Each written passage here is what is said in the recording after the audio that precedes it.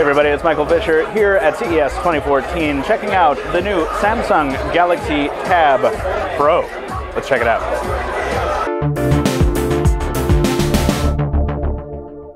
So we've done the best we can on this screen, guys. A lot of hands have been on this, so you know, it's a typical matter with displays, but this is the largest Samsung Android tablet that we've ever handled. It is 12.2 inches on the diagonal. The screen technology is AMOLED, Super AMOLED, is that correct? And it's running at a resolution of 2560 by 1600. I wasn't fed that at all, I promise, except that's not true. Power on the screen here. This is the TabPRO.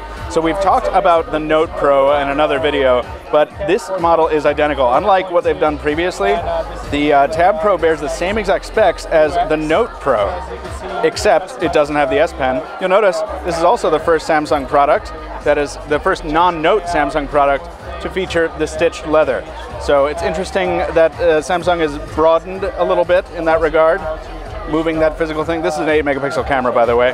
Battery underneath is 9,500 milliamp hours, a real monster. And flipping around to the front, sorry about the horrible lighting once again, but you will notice a very new user interface.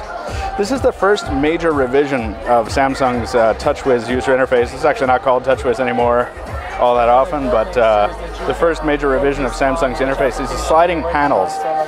It's a little Metro-like. It's a little like the news magazine app that we saw on the existing Notes, and it's actually fairly responsive on this 12.2-inch screen. We'll talk a little bit about that. I want to talk a little bit about the Heft, though. This is a 732-gram device, or give or take a couple grams. The mass varies by a few grams depending on whether you're getting the Wi-Fi version or the 3G version, the LTE version. So does the processor. If you get the Wi-Fi and 3G, it's the Exynos model. If you get the LTE version, it is the Snapdragon 800.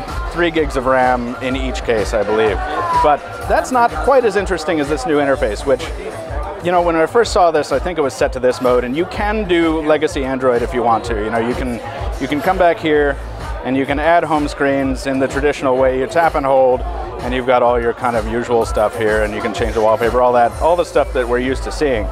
But this new interface is just a swipe away, and now here's all of the panes that are available to you to just fill. You can just tap, and it'll fill in any available space, or you can tap and drag it specifically to where you want it to be, and the tiles around it will automatically resize.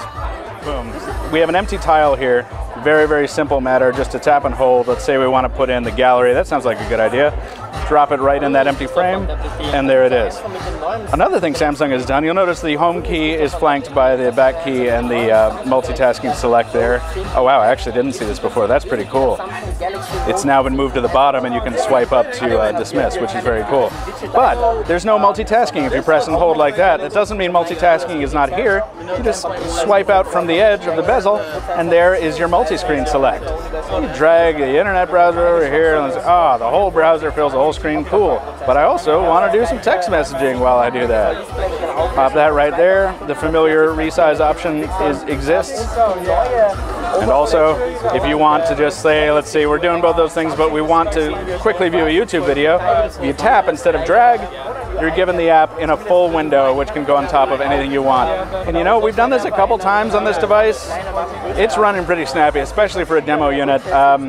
Not willing to say at this point that that Samsung has fixed all of the lag issues that we often complain about on these large tablets, but man, it's running pretty well right now, I'll tell you that. There's our drop-down notification shade with the new bubble-like things. But this is just a quick UI tour. We're going to get to know it a little bit better. Hopefully we've given you a small sense of how the Galaxy TabPRO in the 12-inch size operates.